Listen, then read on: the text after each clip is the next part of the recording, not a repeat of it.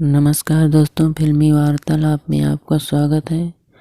दोस्तों, भोजपुरी के power star Pawan Singh का एक गाना आने वाला है 7 बजे शुभ लाभ फिल्म्स यूट्यूब चैनल से, जिस गाने का टाइटल है बीच जयमालपा।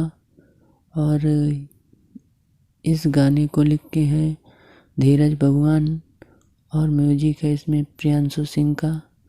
दोस्तों, इसको डायरेक्ट किए हैं रवि पंडित और इसमें जोड़ी देखने को मिलेगी भोजपुरी के पावर स्टार पवन सिंह और स्वीटी सिपारी।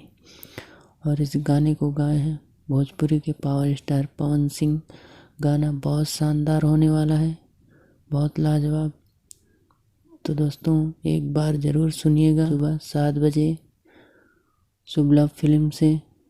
और जानकारी अच्छी लगी हो तो वीडियो को लाइक कर दें, और जो लोग चैनल को सब्सक्राइब नहीं किए हैं वो लोग चैनल को सब्सक्राइब कर लें और बेल आइकन का घंटी दबा दें। जय हिंद, धन्यवाद।